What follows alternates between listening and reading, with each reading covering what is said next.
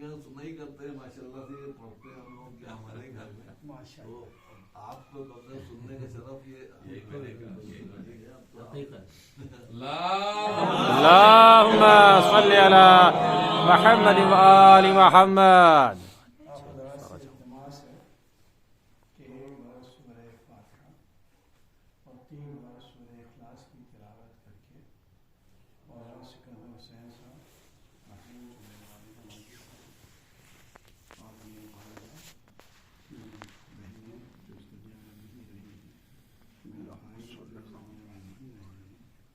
اور جو بھی لوگ مجھے حوصلہ تعلق رہے ہیں ان سب کے لیے آزاد بخشنے.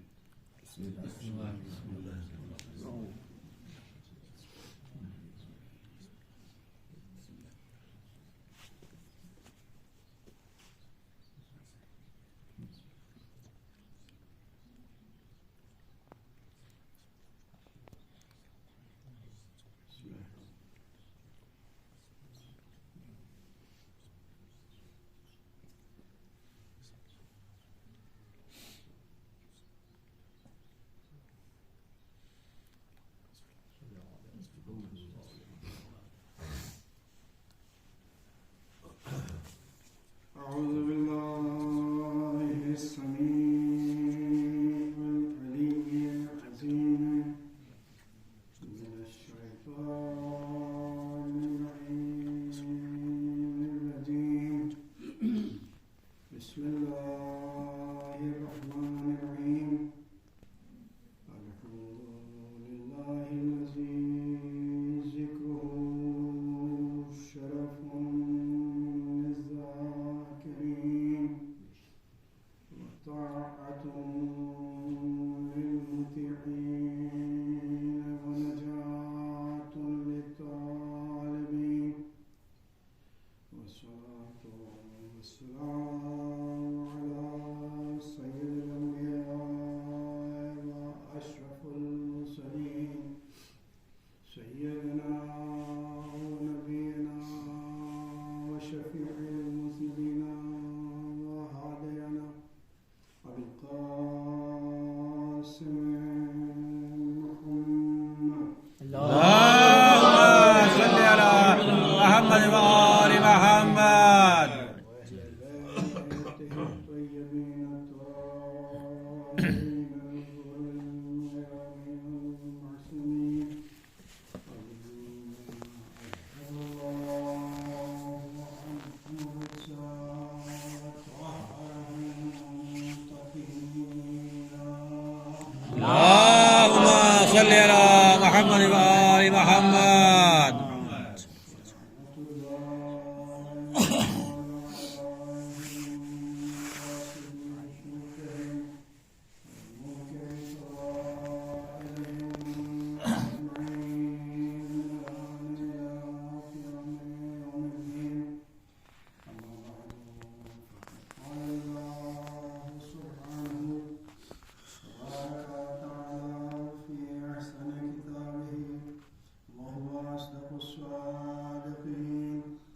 بسم الله الرحمن الرحيم. ومن الناس من يشري نفسه ابتغاء مرضات الله والله رؤوف بالعباد. اللهم صل على محمد وآل محمد. عزیزان گرامی، میں نے جو یہ عرض کیا کہ میں چاہتا تھا کہ رئیس میں مجلس پڑھیں اور میں سنوں، تو یہ حقیقت ہے. میں نے اسے پہلے بھی کئی بار کہا کہ تم پڑھو میں سنوں، لیکن ان کا کہ حکم ماننے کے لیے میں آ گیا.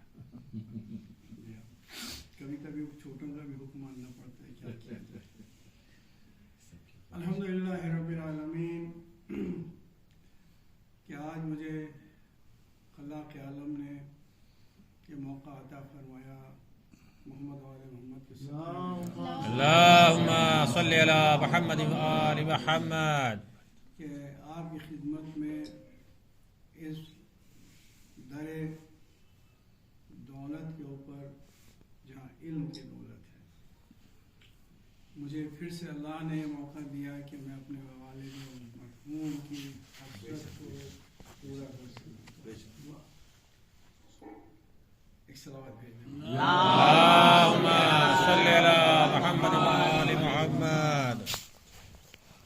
اور آپ کو معلوم ہے کہ میں نے پہلے عربی فارسی پڑھی، اس کے بعد انگریزی کی تعلیم حاصل کرنا شروع کی. تو میرے والد مرحوم نے مجھ سے ارشاد فرمایا کہ میں تمہیں علم حاصل کرنے سے نہیں روکتا، لیکن ذکر حسین کبھی نہ بھولنا. اور اللہ کی قسم اسی جگہ پر کھڑے ہو کے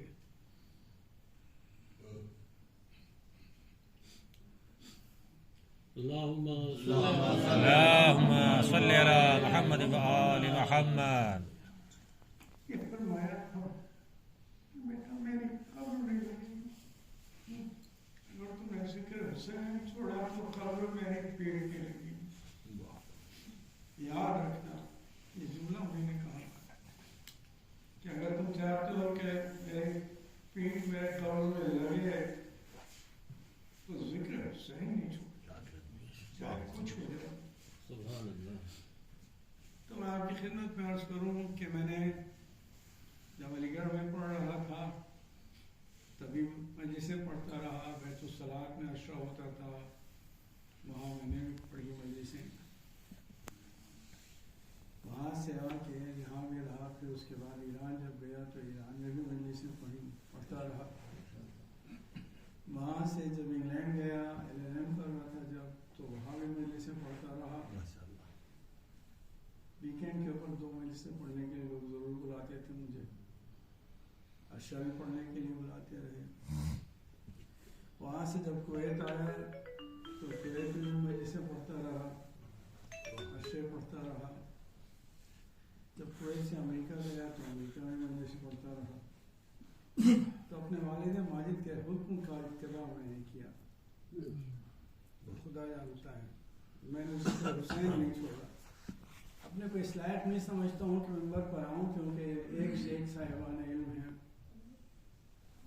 تو ان کے لیے ماشاءاللہ اس گھرانے میں بھی مظفر صاحب کے جو صاحبزادے ہیں مجتہد ہیں. 15-16 سال ایران میں پڑھائے انہی نے. مولانا سکندر کاظم صاحب مجتہد اور باعث فخر ہیں اس خانوادے کے لیے، کیونکہ میرے والد کے بعد کوئی اور ان کی جانشینی کے لائق نہیں تھا. میں تو بہرحال امامہ رکھتا نہیں سر پہ، رہا ضرور ہوں ایران میں، لیکن میں امامہ نہیں رکھتا. اور آپ کو معلوم ہے میرے پردادا آیت اللہ سید حسین صاحب، جن کا نام نامی ایران میں مشہور ہے، عراق میں مشہور ہے، یہاں لوگ نہیں جانتے. آیت اللہ کی کتاب سے اور انہوں نے یہاں پر حوضہ علمیہ، پہلا حوضہ علمیہ جو ادھر تشریف لائیے، تو پہلا حوضہ علمیہ جو ہندوستان میں قائم ہوا ہے وہ آیت اللہ سید حسین زیدی صاحب نے شروع کیا تھا، میرے دادا کے والد. واہ واہ جی. اور وہ اگر آپ انوار اردو میں چھپی ہوئی کتاب ہے، اگر آپ اس میں بھی دیکھ لیں تو آپ کو ملے گا. ادروائز ایرانی کتب خانوں میں فارسی میں جو کتابیں ہیں اس میں آپ کو ملے گا. میرے دادا کی 100 سے زیادہ کتابیں عربی میں اور فارسی میں ہیں، اردو میں شاید 5-10 ہیں. جی. اور عربی میں ان کا عملیہ ہے، جو عملیہ تھا ان کا وہ عربی میں ہے، اردو میں نہیں ہے. اور اس کتب خانے میں میرے والد نے مختلف جگہوں سے جا کے ان کی کتابیں جمع کر کے، کیونکہ والد بہت ہی چھوٹے تھے جب ان کا انتقال ہوا، تو یتیم بہت جلدی ہو گئے تھے. تو جب وہ بڑے ہوئے تو ان کو یہ خواہش ہوئی کہ والد کے کتب خانے کو پھر سے سجائیں، تو 100 سے زیادہ کتابیں عربی میں ان کی ہیں. والد کے علاوہ میرے کئی چچا مجتہد ہوئے، اس لیے اس گھر کا نام مجتہد ہاؤس رکھا گیا.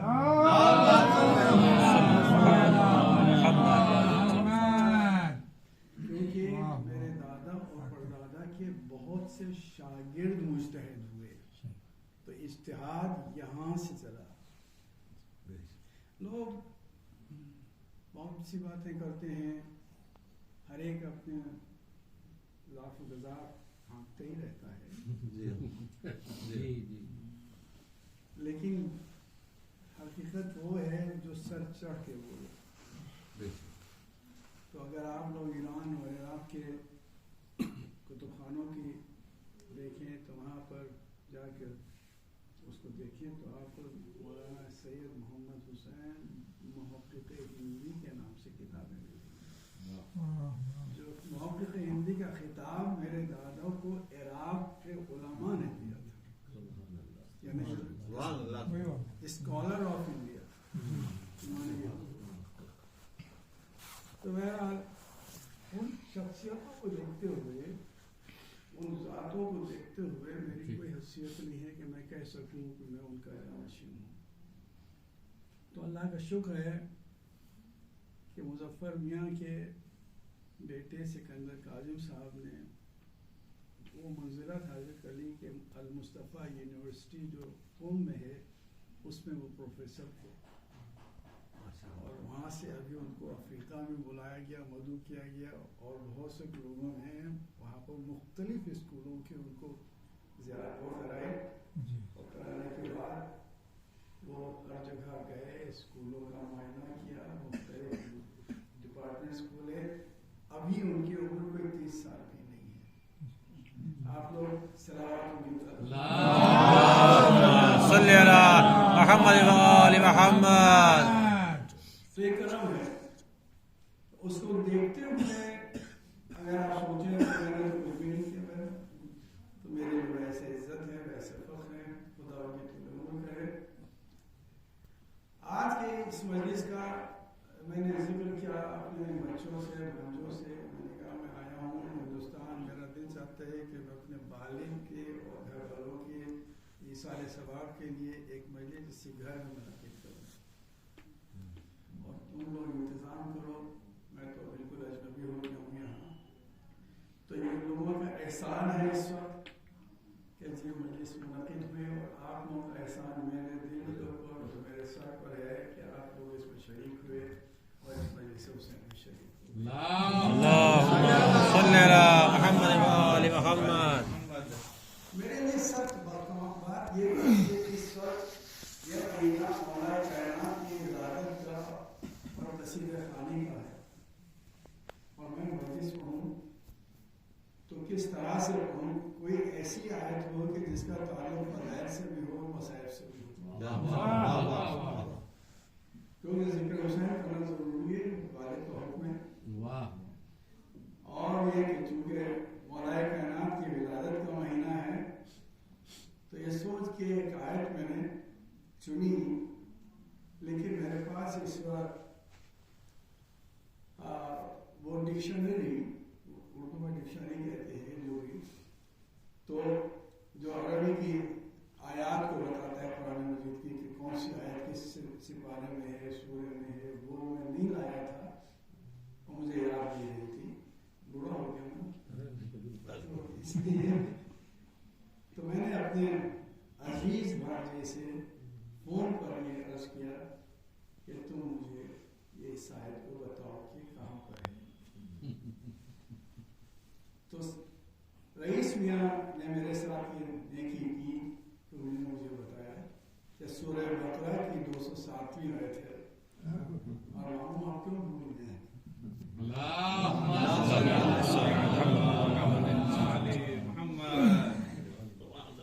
اسی لیے میں اس کا بتا کہ تم ہی پڑھو تو اچھا ہے. لیکن میں نے اس بات کو قبول نہیں کیا، تو میں آپ کی خدمت میں حاضر ہوں. ایک سلام. اللہم صلی اللہ محمد و آل محمد. قرآن کا ایک انداز یہ ہے کہ کبھی کبھی وہ کچھ لوگوں کا ذکر چاہے اچھائی سے کرے چاہے برائی سے کرے، نام لے کر نہیں کرتا. اور خاص طور سے ان لوگ کہ جن کے دشمن بہت ہوں اور جو قرآن کو الٹنا پلٹنا چاہتے ہوں، آج نہیں تو کل صحیح، پہلے دور میں نہ صحیح تو دوسرے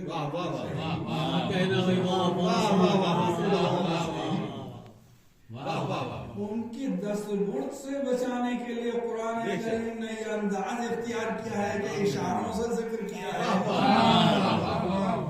اگر تمہارے دل میں روشنی ہے تو معلوم کر لو گے کہ کس کے لیے ہے، اور اگر اندھا دل ہے تو آنکھوں میں ایسے پردے پڑ جائیں گے کہ تم تعبیر کرنے لگو گے کہ وہ کے لیے ہے یا ان کے لیے.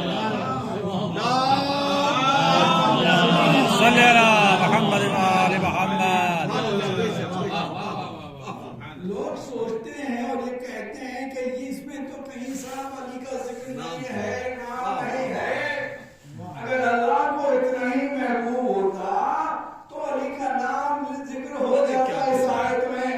میں کہوں گا تم کو پتہ نہیں وہ لوگ تھے کہ جنہوں نے قرآن کو الٹ پلٹ دیا، پہلے کا سورہ آخر میں رکھ دیا، سورہ پہلے رکھ دیا. کیا یہ ان کے امکان میں نہ ہوتا کہ علی کا نام ہٹا دے؟ ارے جب آل یاسین کو الیاسین کر دیا گیا،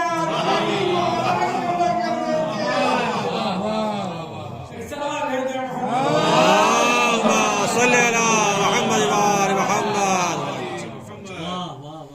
اب تم ڈھونڈ لو پتھروں کے بیچ میں کون موتی ہے. پتھر موتی کی چمک دمک کو چھپا نہیں سکتا. آپ 10,000 پتھر ڈال دیجیے اور ایک موتی ڈال دیجیے، دیکھیے جو جوہری ہے وہ فوراً پہچان لے گا. تو اللہ نے کہا وَمِنَ النَّاسِ، اور لوگوں میں سے ایک وہ بھی ہے. اب ذرا دیکھو کہ اس آیت کا جو آگے کا مطلب ہے وہ کس پر چشمہ ہوتا ہے. وَمِنَ النَّاسِ مَن يَشْرِي نَفْسَهُ ابْتِغَاءَ مَرْضَاتِ اللَّهِ. لوگوں میں سے وہ بھی ہے کہ جس نے اپنے نفس کا سودا کیا اللہ کی مرضیوں کے مقابلے میں.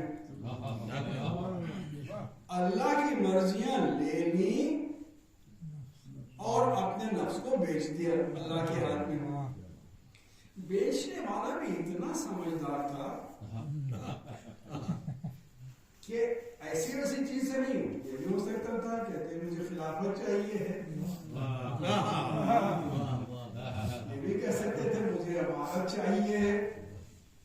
تو سمجھداری کا تقاضا یہ تھا کہ اگر دیکھیں ہر چیز کی قیمت ہوتی ہے اور اس کی ویلیو کے حساب سے ہوتی ہے. ایک ٹیچر ہے 5ویں درجے میں پڑھاتا ہے، اس کا وقت جو ہے 20 روپے پر گھنٹے کے حساب سے تول لیا جاتا ہے. لیکن ایک ٹیچر ہے جو MSc کو پڑھا رہا ہے یا PhD کرا رہا ہے، اس کا وقت 20 روپے یا $20 پر آور کے حساب سے نہیں جوڑا جائے گا. $500 پر آور، ان کے $3,000 تنخواہ ہے، ان کے $5,000 تنخواہ ہے. اگر پریسیڈنٹ ہے تو اس کو $15,000 مل رہے مہینے پر، اس کو ہمارے تنخواہ کے مقابلے میں نہیں رکھا جائے گا. ویلیو کی بات ہے، جتنی ویلیو بڑھتی وہی ہے. 1 گھنٹے کی گھنٹہ وہی ہے، یہاں سے منٹ سے چلے گا وہاں پہ ختم ہو جائے گا. میرا جیسا جاہل ہو جائے گا ہوگا تو اس کو $50 دیتے ہوئے لوگ گھبرائیں گے. اور اگر کوئی ڈاکٹر ہے، PhD ہے، DSc ہے، DLED ہے، تو اس کو 1 گھنٹے کی جو تنخواہ ملے گی وہ میرے سال بھر کی تنخواہ سے زیادہ ہوگی. اب یہ ہے کہ آدمی اپنی چیزوں کو سمجھنے کی کوشش کرے کہ کیا ویلیو ہے. تو اگر اس کو اپنی خود جو بھی چیز ہے اس کو فروخت کر رہا ہے، اگر اس کی ویلیو جانتا ہو تو کبھی سستے میں نہیں بیچے گا.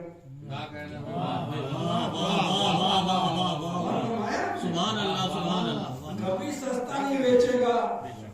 اگر علی اپنی ذات کو اس دنیاوی سلطنت کے ہاتھ بھیج دیتے تو سلطنت وہ ہوتی کہ جو آج آتی ہے کل چلی جاتی ہے. آپ فرما رہے ہیں کوئی ویلیو نہیں ہے. آج ایک بادشاہ بیٹھا ہوا ہے، کل اس کی گردن کاٹ دی گئی، اس کے ساتھ زیادتی کی اس نے پلٹ کے لعنت کر دی. غور کرنا ہے آپ.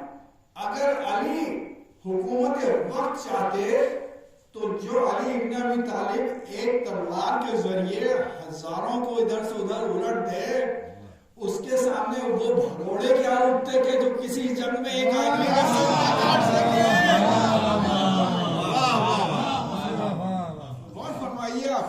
تاریخ بتاتی ہے کہ جو لوگ حکومت پر بیٹھے سرور کائنات کے بعد، انہوں نے کسی جنگ میں کسی دشمن کے سر کو نہیں کاٹا، کسی دشمن کے سر پر تلوار کو لگانا دور کی بات ہے، اس جسم کے اوپر کوئی زخم نہ لگایا.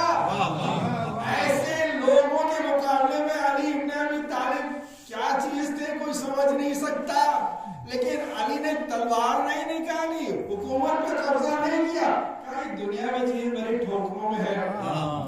ابن عباس نے پوچھا کہ مولا آپ کی نگاہ میں حکومت کی کیا قدر ہے، کیا برکت ہے؟ مولا بہت بڑا غریب ہوا تھا، بہت غریب تھا. فرمایا ابن عباس یہ میری جوتی تم دیکھ لو، تم یہ بتاؤ اس کی کیا قیمت ہوگی.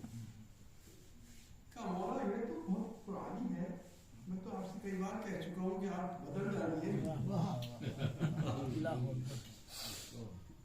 بتاؤ اس کی قیمت کیا ہوگی. کہا مولا ایسی کوئی قیمت ہی نہیں ہے، میں اس کیا بتاؤں آپ کو، آپ اسے قیمت، اس کی کیا قیمت ہے، اتنی پرانی ہے یہ جوتی. کہا ابن عباس خدا کی قسم اس جوتی کے تسمے کی بھی جو قیمت ہے اس سے کم قیمت کی یہ خلافت ہے. میں اس کی کوئی ویلیو ہی نہیں سمجھتا. اور اس کے بعد ارشاد فرمایا الدنیا غر غیری، ایک دنیا کسی دوسرے کو جا کے دھوکہ دینا.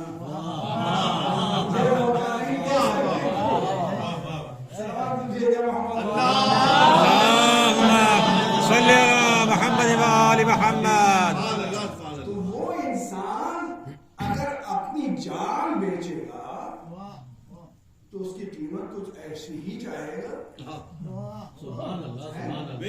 ایسی ہی چاہے گا کہ جو دنیا میں کسی اور کو نصیب نہ ہو.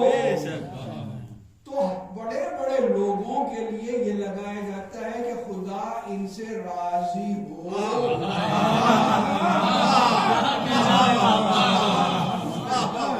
رضی اللہ عنہ کا لفظ لگایا جاتا ہے، لیکن کسی کی مجال آج تک نہیں ہوئی کہ علی کے لیے رضی اللہ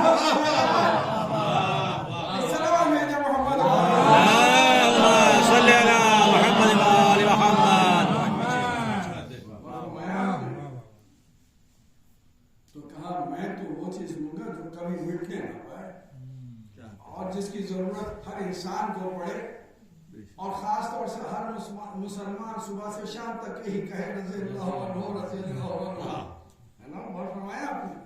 اچھا رضا ایک لفظ ہے، واحد ہے، اور مرضات جو ہے وہ جمع ہے، تمام مرضیاں. تو قرآن کی جو یہ آیت کہہ رہی ہے کہ وَمِنَ النَّاسِ وہ بھی انسان ہے کہ میں یشری جو بیچتا ہے، سودا کرتا ہے، نفسہ اپنے نفس کے مقابلے میں مرضات اللہ، جتنے بھی اللہ کی مرضیاں ہیں وہ لے لیتا ہے. اب اگر کوئی مرضی بچی ہو تو رضی اللہ کہنے سے فائدہ ہے.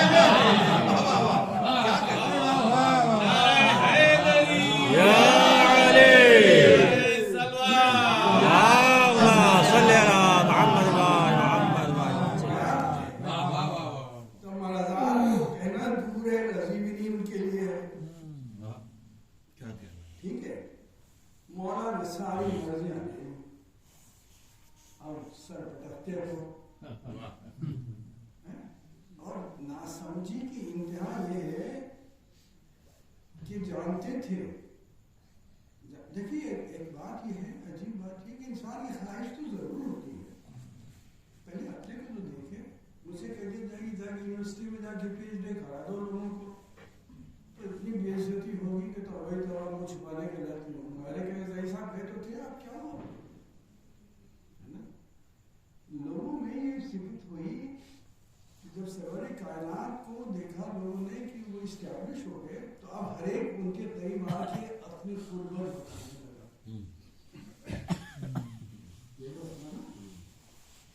ہر ایک اپنی قربت دکھانے لگا.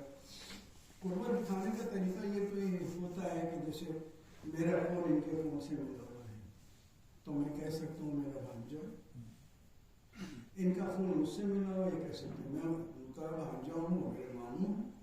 ہاں بھائی ایک منزل پر نہ صحیح, دوسری منزل پر فون ایک ہو جاتا ہے, بہن کا فون وہی ہوتا ہے, میرا بھتیجا ہے, یہ کہہ رہے یہ میرے چچا ہے, اس کا فون میرا فون ایک ہے, ایک منزل پر نہ صحیح دوسری منزل پہ, ٹھیک ہے نا. اب اگر کہیں سے خون مل ہی نہیں رہا ہے, اب مطلب یہ بھی ہے کہ ایک کوئی زیدی ہے, ایک کوئی رضوی ہے, ایک منزل پہ نہیں ملا تو دوسری منزل پہ, تیسری منزل پہ, چوتھی منزل پہ اجداد میں سے کوئی ایک مل جائے گا. لیکن اگر ہزاروں منزلیں گزرنے کے بعد بھی نہ مل رہا ہو تو کیسے تعلقات پیدا کیے ہیں.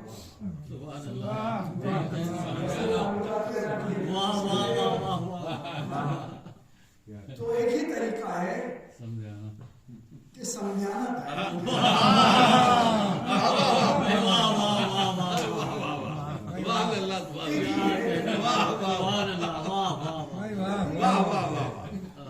یہی تو ایک طریقہ ہے نا کہ سمجھانا قائم ہو جائے. اچھا سمجھانا قائم ہونے کے دو طریقے ہیں, یا لڑکی کوئی دے دے یا لڑکی لے لے. یہی تو لوگوں نے پہلے ہی کوشش کی کہ اسی طرح سے پیغمبر کی لڑکی مل جائے. اس سے اچھی کوئی بات ہی نہیں ہوگی. میں رسول کا داماد, رسول بھی پہچانے میں تھے نفوس کو کتنے ان میں وسعت ہے, کیا ان کا خون ہے, کیا ان کے اجداد کا تھا خون, سب کو دیکھا دیکھے میں. اور ادھر سے اللہ دیکھ رہا ہے, اللہ دیکھ رہا ہے, اور مرضات ان کے ہاتھ میں, ساری مرضیاں اللہ کی ان کے ہاتھ میں ہیں. آپ اگر دیکھیں خدا کی قسم سب لوگ لے کر آ رہے ہیں, علی پیغام لے کر علی بن ابی طالب پیغام لے کے نہیں آئے, سب لوگ پیغام لے کے آ رہے ہیں.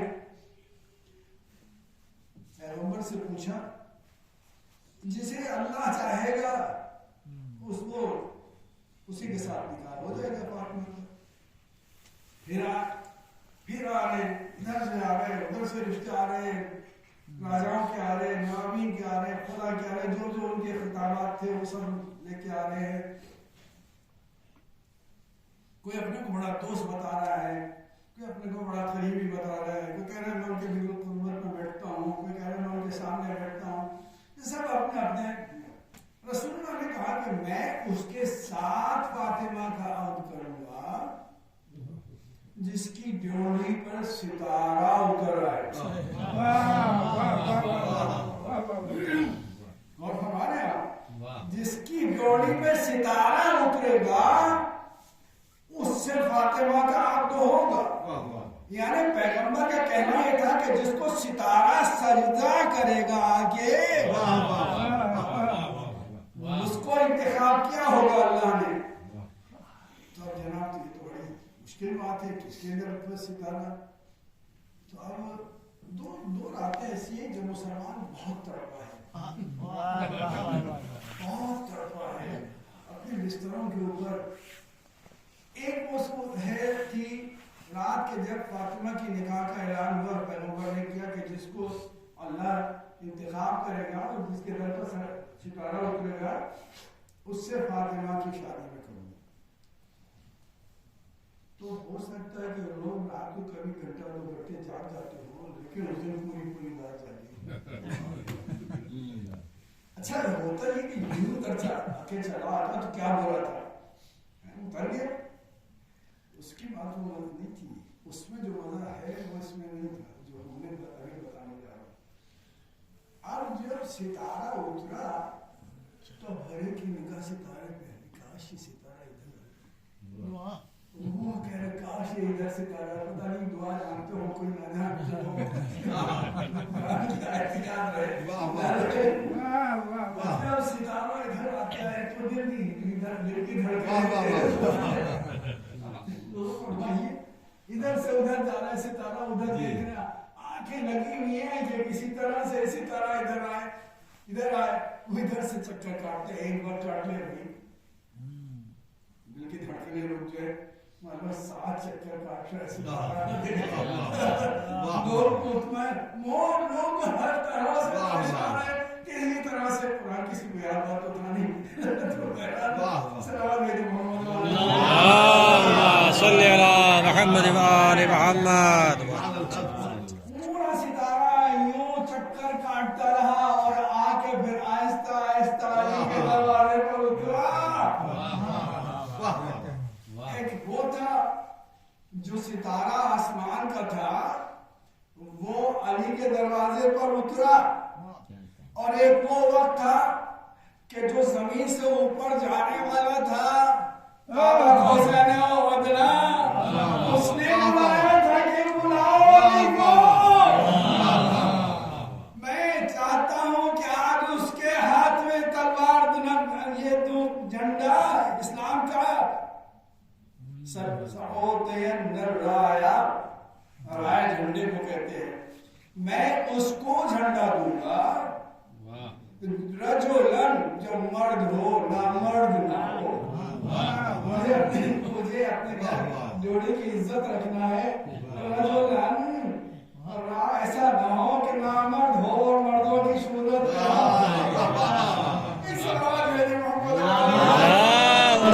صلی اللہ محمد وآل محمد.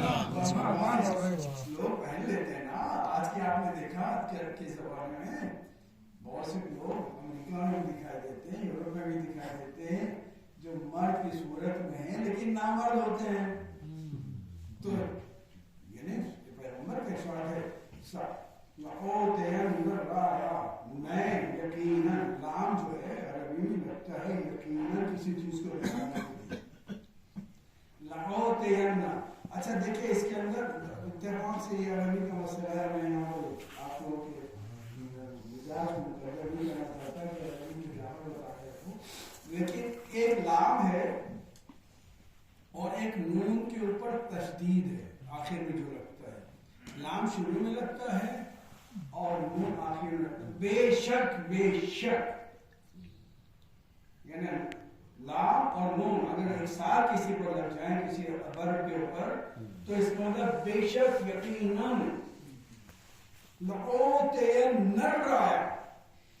بے شک میں اس کو علم دوں گا جو رجلن، جو مرد ہوگا،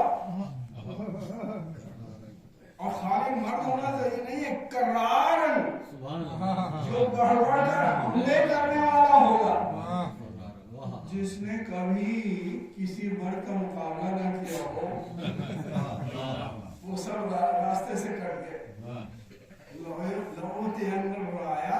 اس کو دوں گا رجولن، جو مرد ہوگا، کرارن، جو حملے کرنے والا ہوگا، غیر فرار، جو آگے گلی پیٹ نہیں دکھائے گا، یحب اللہ و رسولہ، جو اللہ اور اس کے رسول کو دوست رکھتا ہوگا، وَيُحِبُّهُ اللَّهُ وَرَسُولُهُ. نعوت ان رایا رجلا کرارا غیر فرار يحب اللہ ورسولہ ويحبه اللہ ورسولہ. اس کو علم دوں گا جو پنجتنی ہو. ہم نے اس دن سے پکڑ لیا، اپنا نام پنجتنی رکھ دیا، 2 انگلیاں کٹا کے نہیں رکھا. سلام علیکم محمد صلی اللہ محمد وآل محمد. نعرہ حیدری یا علی، نعرہ حیدری یا علی، نعرہ السلام. اللہم صلی اللہ محمد. محمد میں دیکھیے کچھ پڑھ نہیں رہا ہوں، صرف محلہ کی میں مدح تو 2 راتیں ایسی تھیں کہ وہ ہر ایک کیا معلومہ کہ 30 دن تک کے لوگ لشکر لے جاتے رہے، اگر یہ بتا دیجیے تو 3 ہوگا لشکر جاتے رہے، اسلام کے لشکر آتے رہے، بے عزتیاں ہوتی نہیں، کسی کو یہ فکر نہیں کہ اسلام کی بے عزتی ہو رہی ہے۔ اچھا پیغمبر دور کھڑے ہیں، دور ہے لگا ہوا ہے، اور لوگ آ کے کہتے ہیں کہ حضور کیا کرے، جیت نہیں سکے، لشکر بن گیا، لشکر لوٹے والے ان سے پوچھا کیا ہوا، ان کا سردار بھاگ گیا۔ ہم تو سمجھتے ہیں کہ آج کی دنیا میں یہ فیصلہ بہت آسان ہو جائے گا، ڈیموکریسی ہے نا، جدھر ووٹ زیادہ پڑے اس کی بات تو مان لیجیے۔ دیکھیے کس کی طرف ووٹ زیادہ ہے، کوئی ایک طرف ہے اور ادھر 1000 ہے، تو کم سے کم عقل والے کو کسی یہ تو سوچنا ہی چاہیے کہ ڈیموکریسی اگر ہوتی، اور یہ بہت ضروری تھی ڈیموکریسی اس زمانے میں، 6 آدمیوں نے جا کے بیعت کر لی، کہا کہ جمعیت نے بیعت کر لی ہے، تو جب آدمی وہاں پر یہ ڈیموکریسی دکھا رہا ہے تو اس کو بھی تو مانو کہ کیا کہا تھا۔ سلام بھیجے محمد اللہم صلی علی محمد وآل محمد۔ تو دیکھ رہے ہیں تو اتنا 30 دن گزر گئے، جا کے کھاتے رہے، بھاگتے رہے، جبکہ ہوتی رہے اسلام کی۔ جب رسول نے ارشاد فرمایا کہ میں اس کو علم دوں گا، تو دوسرے دن جب آئے یہ کھڑے ہو کے دیکھنا شروع کیا، تو جو نظر ڈالی تو ہر ایک اونچا اونچا ہو گیا، ہر ایک کو دکھا، گویا کہ وہ یہ سمجھتے ہیں کہ رسالت کی نگاہ اتنی ناقص ہے کہ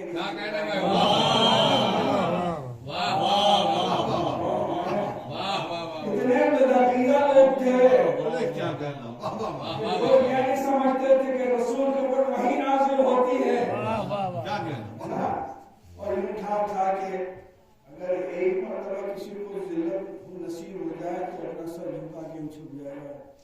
کہ کتنے لوگ ایسے تھے کہ جن کی ذلت کے باوجود بھی اتنا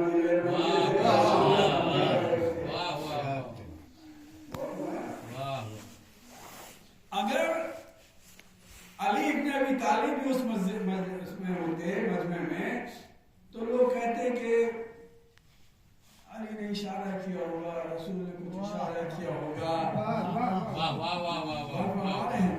اللہ نے علی ابن ابی طالب کی آنکھوں میں پانی پیدا کر دیا، اتنی دور تک کی چیز نہ دکھائی دے۔ آپ نے دیکھا کہ کسی قسم کی ہوتا ہے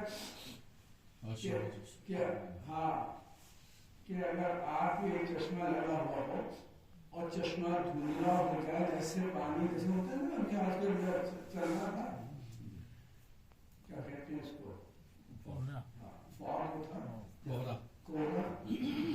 کوہرا چشمے پر لگ جائے تو دکھائی نہیں دیتا، آپ گاڑی چلا کے دیکھیں نہیں دکھائی دیتی۔ تو علی بن ابی طالب کی آنکھوں میں اس طرح سے اللہ نے آشو چشم پیدا کر دیا۔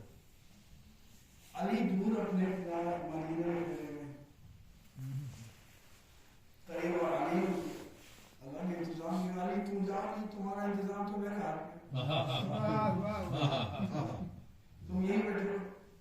پیغمبر نے یوں دیکھا، لوگوں نے اٹھ کے پنجوں کے بل اور انگوٹھوں کے بل اونچے اونچے ہو کے، حتیٰ وہ لوگ جو لمبے لمبے تھے وہ بھی اونچے اور زیادہ ہونے لگے۔ اور کیا سارے تشریف لائے آگے تو سب کو اپنے آپ کو پیش کر دیا۔ وہاں ایک ذات نہیں تھی علی کی، وہ وہاں سے بہت دور، جہاں سے بہت دور تھے، تو رسول نے کہا علی کہاں ہے، کہاں ہے علی، علی کہاں؟ حضور ان کی आंखों में आंसू में चश्माया हो तो उनको तो पैरों के ऊपर के हिस्सा भी नहीं दिखाई देता। हर एक ने अली की तरफ से माफी मांगना शुरू कर दी। और क्या अली के कहाँ है? अली को लाओ। तो जब अली को लाए बस दो सारे जुमले फजाइल के और पढ़ूंगा मौला के महीने में बात के पास यहाँ पर चले आओ अली को। किसको भेजा? अली है कुल्ले ईमान। कुल्ले ईमान के लिए जो ज्यादा से ज्यादा ईमान वाले हों उनको भेजा जाएगा। सलमान कितने दर्जे के ईमान वाले? और अबू जर 9 दर्जे के। कहा तुम दोनों जाओ और जाके अली को लेकर आओ। आए मौला को अल्लाह ने खास तौर से ये एहतमाम दिया कि अली को लेने के लिए एक तरफ से 10 दर्जे के ईमान वाले आए, दूसरी तरफ से 9 दर्जे के ईमान वाले आए। इधर से 9 दर्जे, उधर से 10 दर्जे और बीच में कुल्ले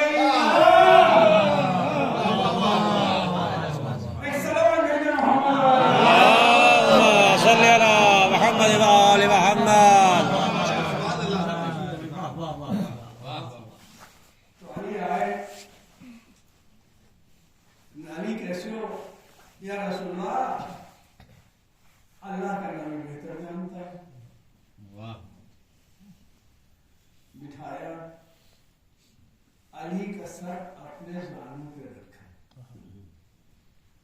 अली ने खुद से सर नहीं रखा, अली का सर अपने ज़ानू पे रखा रसूल ने। उधर से 10 ईमान वाला 10 दर्जे का, उधर से 9 दर्जे वाला, बीच में कुल्ले ईमान और जानू उसका जो ईमान का मरकज है। तो अली ने जब सर रखा, आंखों में लुआब लगाया। किस तरह से? लुआब दहन लगाया, जैसे सुरमा चश्म लगाया जाता है। या ये मिसाल दे दूं कि जिस तरह से कुरान के औराक पलटे जाते हैं, इसी तरह से अली इब्न अबी तालिब की आंखों के लिए दर्द खोले गए। पैगंबर इस्लाम ने उसके बाद कहा, अली जाओ, अल्लाह तुम्हारे साथ है। और मैं फतेह खैबर नहीं पढ़ रहा हूँ, मैं कोई फतह नहीं पढ़ रहा हूँ, लेकिन मैं आपको बता रहा हूँ। अब आप बताइए कि जब ये है कि मोमिनन्ना से मयशरी नफ्सहु इब्तिगाअ मर्ज़ातिल्लाह, तो मर्जियां खरीदने वाला वो है कि जो पैगंबर इस्लाम की मर्जियों का मुताबिक है। तभी पैगंबर ने इरशाद फरमाया कि अना मदीनतुल इल्म। अल्लाहुम्मा सल्ली अला मुहम्मद व आलि मुहम्मद। तो वो इंसान के जो अपने नफ्स को बेच दे अल्लाह की। अब हम खड़े भी तो हैं, पालने वाले हमारे नफ्स को तू खरीद ले। कहता है कि तेरा नफ्स तो इतना गंदा है कि पैसे भर कभी नहीं है। बेचने के लिए तो लोग खड़े हैं, बहुत से। खरीदने वाला खरीदता नहीं तो आप करेंगे क्या?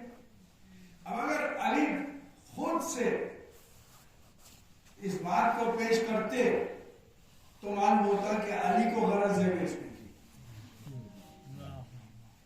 लेकिन अगर अली को अल्लाह खुद से खरीद रहा है तो मालूम हुआ अल्लाह को गरज है। और ये पहली मंजिल है कि जब मुंह से जुमला निकला, खुदावंद आलम माफ करे। लेकिन अली इब्न अबी तालिब वो थे कि जिनकी गरज रसूल को थी, और अगर रसूल को थी तो गोया कि अल्लाह को थी। क्योंकि रसूल कोई काम कर ही नहीं सकते थे बगैर मर्जी खुदा के। तो अल्लाह ने ये किया कि इंतजाम किया कि कहा देखो हमारा सबसे बड़ा سب سے بڑا جو میسنجر وہ کون ہے؟ جبرائیل. اور اس کے بعد دوسرے نمبر پہ کون ہے؟ میکائیل. جب علی بستر پر سوئے تو ایک طرف جبرائیل کھڑے ہوئے اور دوسری طرف میکائیل کھڑے ہوئے. کہا یہ علی وہ ہے کہ جس کی حفاظت کے لیے جبرائیل اور میکائیل جا رہے ہیں. تو جبرائیل اور میکائیل کہہ رہے بختن یا علی، علی مبارک ہو آپ کو، مبارک ہو آپ کو ہیں کہ جس کی ذات کی مرضی اللہ اللہم صلی علی محمد و آل محمد. مبارک ہو علی، مبارک ہو آپ کو، یہ وہ کہہ رہے ہیں.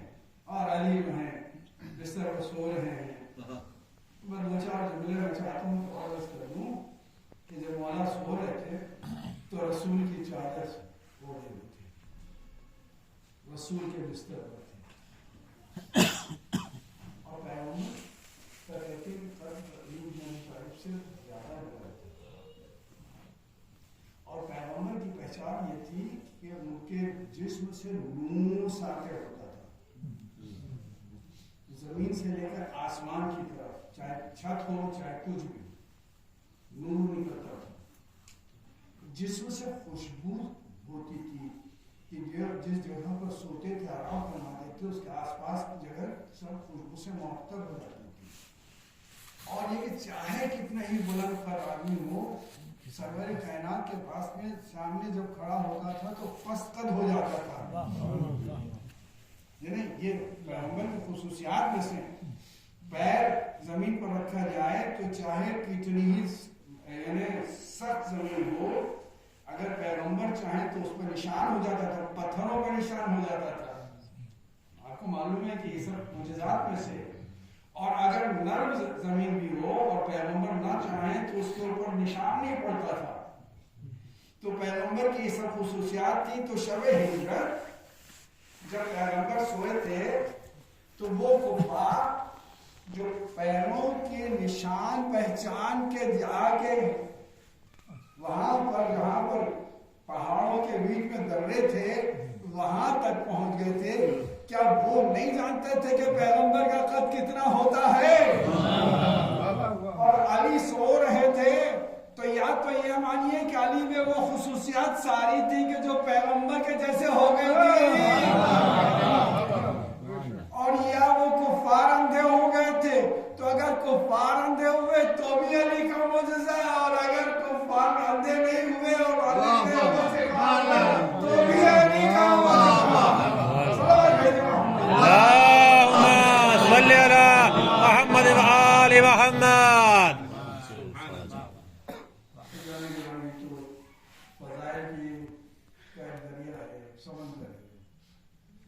موتی بھی اس میں سے کیا، پتھر بھی اگر ہاتھ میں آئے تو موتی ہو جائے گا. تو یہ آپ لوگوں کی سما خراشی تو نہیں کہہ سکتے کہ مولا کے فضائل ہو رہے ہیں، لیکن ایک نقطے سے دوسرا نقطہ، دوسرے سے تیسرا نقطہ چلتا ہی چلا جاتا ہے. تو ایسی ذات ہو کہ جو اپنے کو بیچ دے ہر حال میں، جب بھی.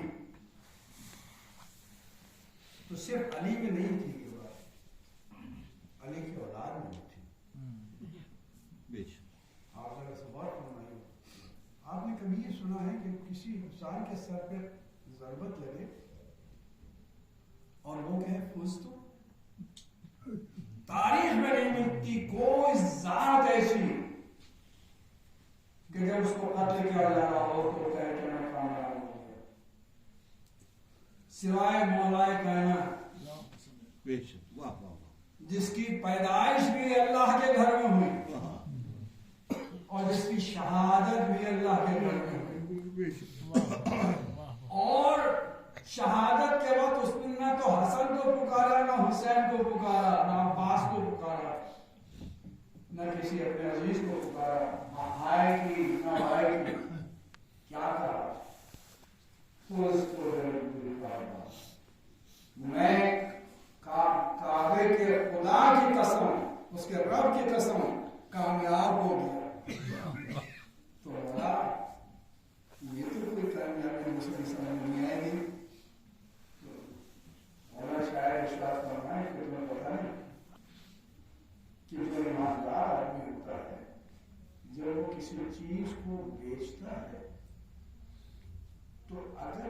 گھر میں وہ چیز رہ جائے تو اس کا دل پریشان رہتا ہے کہ پتہ نہیں کوئی چور آ کے چرا لے جائے. لیکن مان لیجیے کہ آپ کا کاروبار ہے کہ آپ جیکٹ رکھتے ہیں, کسی کا کاروبار ہے کہ سونا بیچتا ہے, تو جب تک وہ سونا جو کسی سے وعدہ کر چکا ہے کہ میں تمہیں دوں گا, تو جب تک وہ اس کے حوالے نہ کر دے تو اس کا دل تڑپتا رہتا ہے کہ پتہ نہیں خدا جانے کیا ہو جائے. علی ابن ابی طالب نے اپنی جان کو بیچا تھا, اللہ کے ہاتھ میں اپنے نفس کو بیچا تھا ہجرت کے وقت, اور حفاظت کرنے والا اللہ تھا, لیکن علی کو اپنی جان دینا تھی. اپنی حفاظت کے باوجود وہ چاہ رہے تھے کہ یہ نفس اللہ کو دے دیا جائے جلد سے جلد.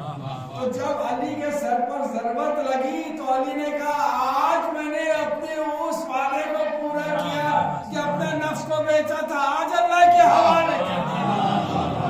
سلام بھیجے اللہم صلی علی محمد و آل محمد. میں چاہتے کہ رب کی قسم کھا کے کہتا ہوں کہ میں کامیاب رہا کہ میں نے جو سودا